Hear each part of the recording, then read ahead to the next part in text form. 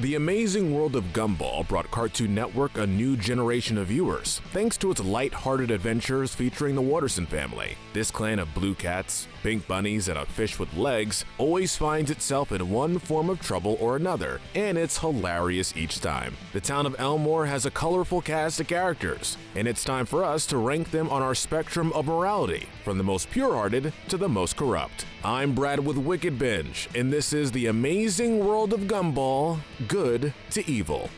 Excuse my French, Penny, but this is total baggage! Since Elmore is a huge place, we couldn't include every character, but we've made sure to include most characters who are the main focus of at least one episode. As usual, we'll be counting our way from the good down to the bad, starting with the purest character. Hey guys, Kyle here. Sorry to interrupt the video, but I just wanted to quickly mention our sponsor. The Amazing World of Gumball has been one of the most highly requested episodes of Good to Evil here on the channel, and if you're interested in watching the full series, it's actually not available on Netflix here in the US. It's region blocked. However, our sponsor, Atlas VPN, has a great solution that will allow you to watch your favorite cartoons, movies, and TV shows on your favorite streaming services that are blocked in your region but are available in other parts of the world. As you can see, when I try to search for The Amazing World of Gumball on Netflix, it's unavailable. But Atlas VPN allows me to change the server to another country so the show will instantly become available. Once you connect to a server, your device is given a new IP and DNS address. Traffic is encrypted and routed towards the VPN server, which decrypts the information and allows the traffic to access the desired destination, thus giving access to media and websites available in that location. Atlas VPN can unlock a ton of cartoons: Rick and Morty, Adventure Time, South Park, Steven Universe, Family Guy, and countless more. Unogs.com will show you the blocked Netflix content in your region so you can unlock it. And you can also access geo-blocked libraries on Amazon Prime, Hulu, HBO, and other streaming services. Atlas VPN's goal is to make the internet accessible and secure for everyone, and they've been cool enough to sponsor our content. So support them and us by using the link in the description to download their VPN. I'm gonna get back to editing. You guys enjoy the video. In first place is the show's tiniest character, Idaho. He doesn't get that much spotlight. In fact, he's only got a couple of episodes centered around him. But from what we do see of him, he's friendly and kind-hearted. Idaho lives a humble life when Gumball invites him over to teach his family how to live without luxuries, like TV and takeout food. However, Gumball can't handle this for even one day, and even goes behind Idaho and his family's backs to return to his life of sugar and electronics. He also gives Idaho a taste of what that's like, which is a bit too much for him to handle. So he returns to living on the farm with his potato family, while the Wattersons go back to their old ways. Honestly, what earns him the top spot is simply his lack of faults.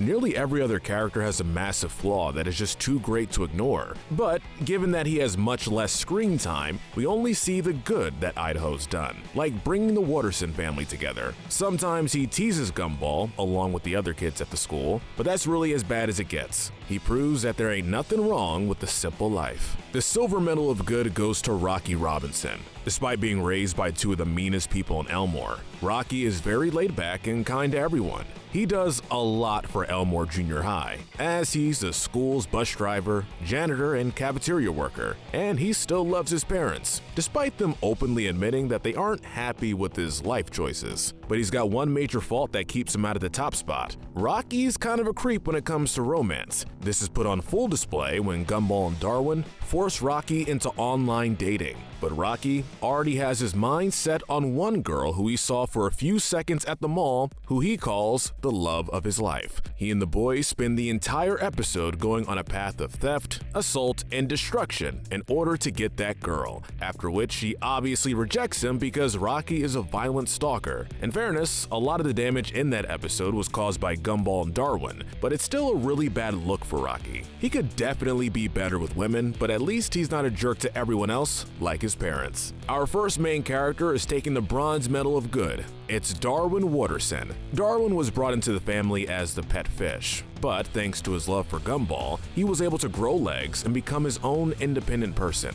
Darwin is the kindest and most principled one of the Watterson clan, and he's not afraid to call out Gumball or his friends when they're in the wrong. However, Darwin is easily pulled into Gumball's schemes, even if he has some hesitation. He can also be a bit self-righteous, and this makes him hypocritical when he scolds people while ignoring his own faults. For example, most fans remember when Darwin practically becomes the dictator of Elmore by censoring everything he deems to be unsafe, ironically making the town more hostile and dangerous than ever. Despite these flaws, Darwin still has a good moral compass, and whenever he does something truly bad, it's normally because he's being influenced by other people, mainly Gumball. Next from the Watterson family is the youngest member, Anais. Anais is so smart that she's a grade ahead of her brothers despite being only 4 years old. This also means she's the most mature and rational person in her family, often helping them to resolve disputes, like when she helps Gumball and Darwin make up and then stops her dad from destroying the town while in an anesthetic daze. However, Anais can be deceptive and manipulative, like when she turns her whole family against each other and locks them out of the house so she can watch her show uninterrupted. She also has her mother's temper and competitiveness, which can lead to some violent outbursts from time to time. Despite her age, I don't think we can say that she's too young to know better because she's clearly more mature than even her parents, but Anais is rarely malicious and is usually the most responsible person in her whole family. She just tends to use her intelligence to get her own way whenever she can, which can sometimes be ethically questionable. Alan Keene is up next. On the surface, Alan appears to have little to no character faults. He's kind, understanding, forgiving, intelligent, and he cares a lot about his friends and his girlfriend. In fact, he seems so perfect that Gumball dedicates an entire episode to trying to bring out his dark side. After Gumball does everything in his power to break him, Alan finally concedes and pretends to be angry to make Gumball feel better, which only proves his desire for everyone to be happy. However, Gumball's suspicions are somewhat confirmed when Gumball and Darwin find Alan's secret manifesto, in which he plans to seize power and eradicate sadness across the world by force. Whatever good intentions he may have, wanting to become dictator of the world to coerce people into happiness does not look good for his morality, which is why he's much farther down than many people might assume. Next, we have the town's everything, really, Larry Niedermeyer. Larry almost has the whole town on his back when it's revealed that Larry works at nearly every business in Elmore. How that's even possible, I don't know. But the town quickly falls into a Mad Max-style post-apocalypse when he quits his jobs. Working this much puts him under a lot of stress, and it doesn't help when members of the Watterson family disrupt his work about every other episode. But he's almost single-handedly keeping the town afloat, so that definitely counts for something.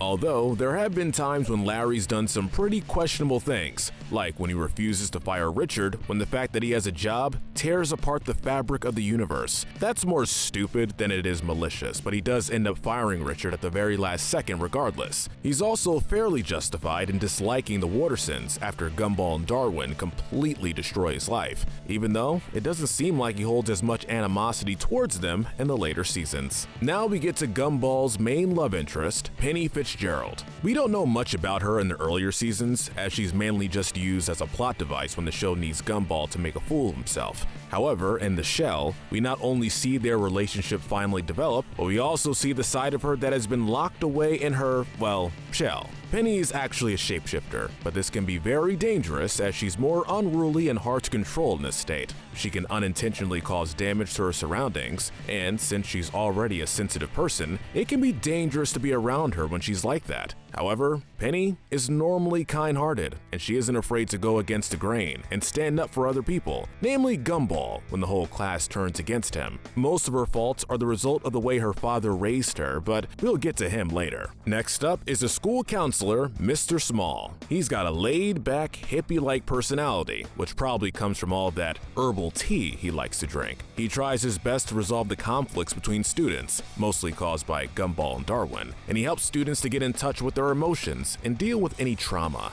Small isn't the most responsible, as his alternative medicine tends to have disastrous results, like when he severely deforms Gumball and Darwin. This isn't a regular occurrence though, and Small normally has good intentions, so we'll cut him some slack on this one. Just don't let him perform acupuncture ever again. We're gonna give a quick mention to Sussy, the chin creature thing. I honestly don't have a whole lot to say about her. We're really only including her because people would probably complain if we didn't. Sussy seems to be constantly suffering from psychedelic hallucinations. Although she is good-natured, her view of the world is literally warped, thanks to the googly eyes that she uses to see. This leads to some strange behaviors, like eating out of the garbage and giving people mayonnaise out of her pockets. But Sussy's about the farthest thing from malicious or selfish, so that's enough to score her a spot in the good category. Rounding out the good characters is Banana Joe. This guy is kind of a goofy wild card. His main goal is just to laugh and to make other people laugh at the expense of both himself and others. Most of his jokes don't land, but he doesn't seem to notice. In his most prominent appearance, Gumball and Darwin take revenge on him for chewing on the pen Darwin lent him,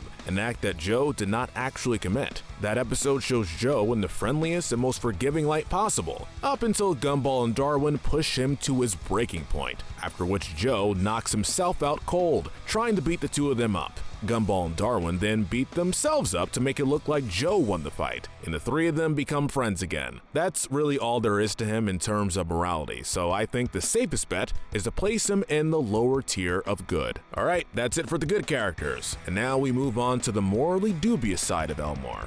These characters are in the gray area. Kicking off the neutral characters is the emo ghost girl, Carrie. When we first meet her, we learn that she can't taste food. Gumball agrees to let her use his body to eat lunch, but Carrie uses this opportunity to go on a massive eating spree, stealing food and devouring like a maniac until Gumball becomes too fat to move. When Gumball refuses to let her possess him again, she tries to take his body over by force. Gumball eventually makes her realize that she has a food addiction and gets her to leave his body to take over Richard's instead. She doesn't actually act like this in her later appearances. She's mostly concerned with being a rebellious, moody teenager, but she can also be helpful. In fact, she's willing to help Gumball set Darwin up with who he thinks is Darwin's crush, even though Carrie's madly in love with Darwin. Luckily, the two of them end up together by the end of that episode. No thanks to Gumball. Even if we can't actually see it, it's clear that Carrie does have a heart underneath that cynical exterior,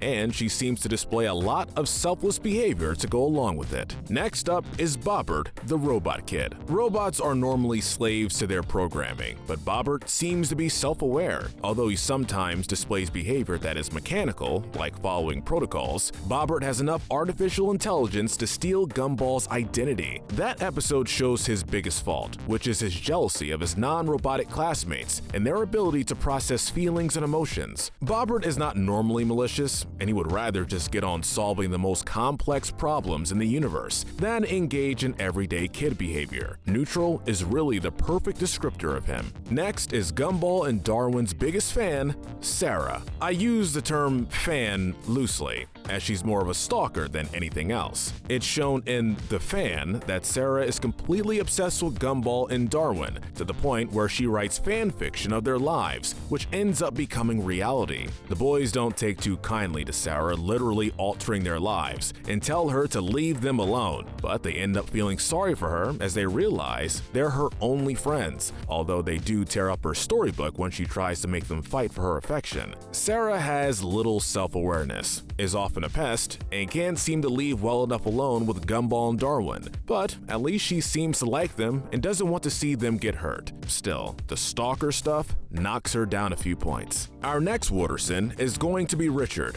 If we were going to rank him as a parent, he'd be near the bottom. Richard is a man-child who doesn't have a job, is severely lacking in the intelligence department, and has a reputation for being the laziest man in town. He would rather run away from problems than confront them head-on, and he knows nothing about disciplining his kids. There are some episodes that try to compensate for this by showing us that Richard is actually a very good dad, because he succeeded in basic parenting by teaching his son how to walk, but I'm not buying that. that. It's okay that he's not written as a competent dad. That's part of what makes his character hilarious. But it also means that he needs to step up more and set a better example for his kids. At least he succeeds in one category because he obviously loves his family a lot and will do anything for them, provided it doesn't require him getting up from the couch. Just below her husband is Nicole Watterson. Okay, yes, as a parent, Nicole is definitely better than Richard, but not by much. Nicole is overly competitive and needs to be the best at everything at all times. This is almost entirely due to the way she was raised, but considering her animosity towards her parents, you'd think she'd make an effort to distance herself from her parents' teachings. When she tries to push her family to act the same way, it ends up tearing them all apart, until Gumball makes her realize what she's doing to them. Nicole also has an awful temper and often gets violent when she's angry, committing multiple acts of assault and destruction of property. Someone usually does something to make her angry first, but that's no excuse for the amount of damage she causes. In any case, her aggression sometimes comes in handy, like when she manages to take back her house from the partiers. Like Richard, she loves her family and wants the best for her kids. She also works herself to the bone to provide for them, while Richard barely ever gets off the couch, which definitely brings her score up a lot. Unfortunately, her frequent violent outbursts are just too bad to ignore, so we gotta rank her just a bit lower than Richard. Next up is Principal Brown. Brown clearly has some issues, as will be apparent to most viewers. He cares more about flirting with Miss Simeon than actually making sure the students stay safe, and like Mr. Small, his advice usually ends up getting Gumball and Darwin into more trouble than they were already in. All this begins to make sense when it's revealed that he doesn't actually have a diploma and is unqualified to be a principal. He goes insane while attempting to keep Gumball and Darwin quiet about the whole diploma business, which ends with him trying to blow up the entire school. Reckless doesn't even begin to cover Brown's character, but I honestly don't see a lot of ill intent on his part, though I still can't bring myself to rank him any higher. One of the first prominent side characters, Tobias Wilson, is up next. He tries desperately to act like one of the cool kids, but he lacks the self-awareness to realize that very few people actually like him. Tobias is cocky, thinks he's much more athletic than he actually is, and pretends to be a ladies' man despite being single for the entire runtime of the show. His personality kinda sucks, but I'm willing to cut him some slack considering what he has to deal with in his home, namely a father who is a complete scumbag. An inflated ego hardly makes Tobias the worst person on the list, so he earns a spot in neutral territory. And now we get to the titular character, Gumball Watterson. What a chaotic neutral character. Nearly every episode is a toss-up between Gumball trying to ruin someone's day and or life for his own gain, and Gumball trying to help someone who no one else will even give the time of day. One thing is for certain though, Gumball will inevitably involve himself and everyone else's lives to make his own life less boring. Sure, there are some episodes where he's forced into the plot through no fault of his own and doesn't want to participate, but it is shown that Gumball, and Darwin to some extent, feels the need to inject himself into other people's situations to make himself the center of attention. I mean, the show is called The Amazing World of Gumball, but he really doesn't know when to leave other people alone. In many ways, this makes Gumball very self-centered, but what makes this worse is when he destroys Alan's entire life just to prove that Alan can be just as much of a jerk as Gumball, so that he doesn't have to deal with his own shortcomings as a person. Gumball also displays a lot of his father's trademark laziness, and is a horrible procrastinator, but I suppose that's typical for someone of his age. As much as I would like to rank Gumball higher for some of his better appearances where he actually tries to help people, he just has so many faults that we have to place him here as the lowest member of the Watterson family. Next up is going to be Patrick Fitzgerald, Penny's father. He's the stereotypical, no-nonsense dad who doesn't approve of his daughter dating an idiot like Gumball. From this behavior alone, he could be considered overbearing. But what really proves this is when we learn that Patrick has been forcing Penny to stay in her peanut shell for her entire life and suppress her true self. This is wrong on so many levels, as not only is he keeping her from being herself, but he's setting her up for failure later in life when she does break out of her shell and has no idea how to deal with any of the problems that come along with that. By the end, Gumball finally convinces him to do what's best for Penny, and he helps the two escape from animal control until Gumball can get her back to normal. Patrick's relationship with Gumball does improve slightly afterwards, but he's still skeptical of the kid for the rest of the show. Can't say I blame him though, given everything we just said about Gumball. Moving on, we have Richard's mother, Granny JoJo. It's spelled out pretty clearly that her parenting is the reason Richard is the way that he is. JoJo spent her entire life protecting him from things that she considers dangerous, like leaving the house to buy milk and using a knife to make a sandwich, to the point where Richard has no common sense in dealing with basic tasks. After he falls off the roof trying to turn on the TV, JoJo comes to the Watterson home to taunt Nicole over what an awful mother she is, and to completely childproof the house to prevent the kids from getting hurt. She teaches them about dangerous things, using methods that are infinitely more dangerous than what she tries to dissuade them from doing, like setting off a bomb in Anais's room to prove that open windows are unsafe. After turning all the kids into clones of Richard, Nicole undoes all of her bad parenting and turns them back to normal. I'm willing to cut JoJo some slack since she's had to raise Richard all by herself since his dad walked out on them, but man, she could have handled that situation better. Back to Elmore Junior High, we have the 8-bit spider alien Ocho. This guy's anger issues make Nicole's look tame by comparison. He straight up tries to murder Gumball Darwin for accidentally sending him a text that made fun of him. He realizes that he sometimes gets too intense, but in the moment, he can cause mass destruction with his video game superpowers, and there's really no good excuse for any of his behavior. Finishing off the gray area is Mr. Gaylord Robinson. He's the uptight, grouchy neighbor who is obsessed with image. He considers himself to be the most classy one in the neighborhood, far beyond the likes of the Wattersons who he thinks are below him. He also thrives on rage and anger, as his marriage is literally held together by the fact that the Robinsons love to argue with each other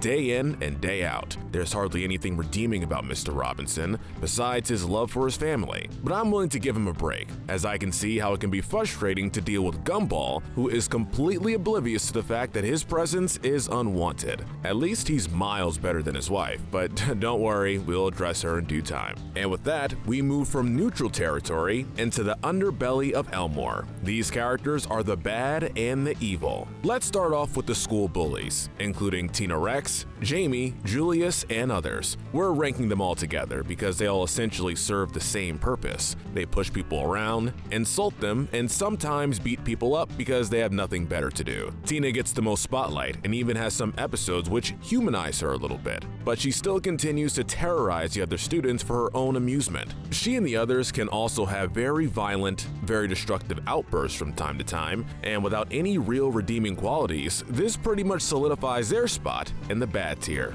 Up next is apparently the school's only teacher, Miss Simeon. Simeon is a cruel educator who loves to give out major punishments for minor offenses. She can be manipulative, like when she tries to make peace with the Watterson family, but it turns out to be a ploy to get Gumball and Darwin to recommend her as their favorite teacher when she hasn't earned it. It's also revealed that she bullied Nicole for their entire lives and still insults her and her family in their adult years. She isn't completely evil. She spends an entire episode trying to frame Gumball and Darwin, only to realize she was wrong about them in the end. But she still continues to take her anger and bitterness out on her students after that episode ends. Next up is the closest thing the show has to a main antagonist, Dr. Wrecker, aka Rob. At some point in his life, he was sucked into the void as one of the world's mistakes and doomed to an eternity in limbo until he hitched a ride on the back of Mr. Small's van and escaped. After Gumball discovers this, he helps Rob to find a new role in town as the villain.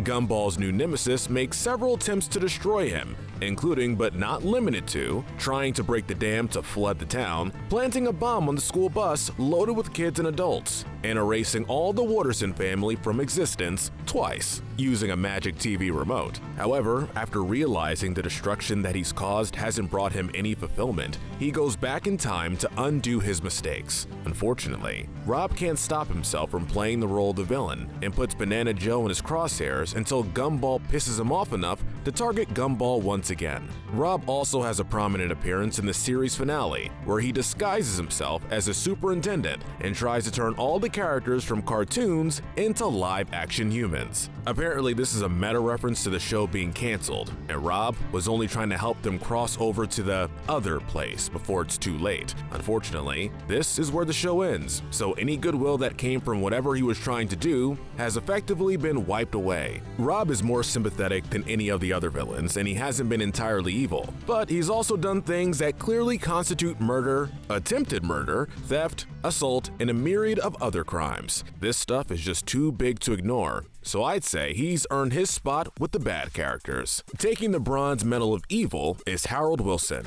He doesn't have nearly as much spotlight as most of the other characters, which speaks volume as to how much of a piece of garbage this guy actually is. Harold apparently has a real job, but thinks it's more profitable to impersonate a therapist and take people's money without actually offering any services, making him a con man. During his youth, he displayed a lot of the cocky behavior that his son, Tobias, displays now. But unlike Tobias, Harold was rather popular in school and also a vicious bully. He relentlessly humiliated Richard every chance he got, and continues to do it all the way through the cycle. That episode not only reveals his past, but also shows that Harold has never been able to move on from his youth. Once the Wattersons trick him into thinking he's a billionaire, he immediately divorces his wife and kicks her out of the house for a much younger woman, and proceeds to illegally detonate a metric ton of explosives in his house in order to renovate it. He is an idiot for not verifying that the random check for $1 billion he found in the ground was real, but this episode clearly shows his true colors. He treats his family like dirt,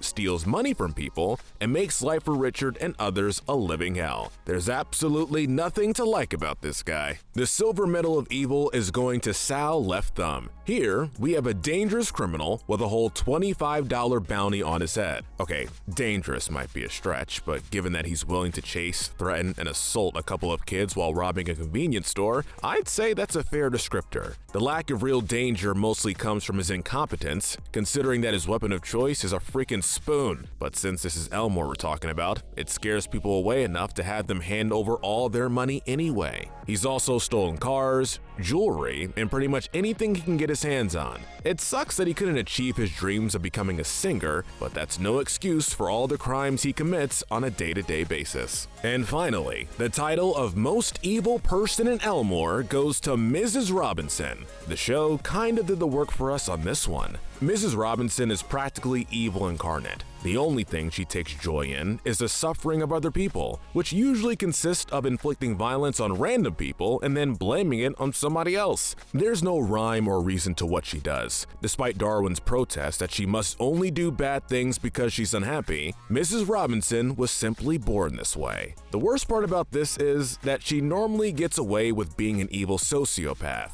up until the universe decides to finally lay the smackdown on her all at once. I would reference her relationship with her family as a positive aspect, but as previously mentioned, her marriage is based solely on her and her husband yelling at each other all day long, and she only really likes Mr. Robinson when he's letting out his inner rage on other people. Her husband puts it perfectly: Margaret just wants to watch the world burn. But let us know what you think. Who are the most evil characters in the amazing world of Gumball? Thanks again to our sponsor, Atlas VPN. Download your VPN now to unlock more cartoons, shows, and movies on your favorite streaming services. Link in the description. But most importantly, stay wicked.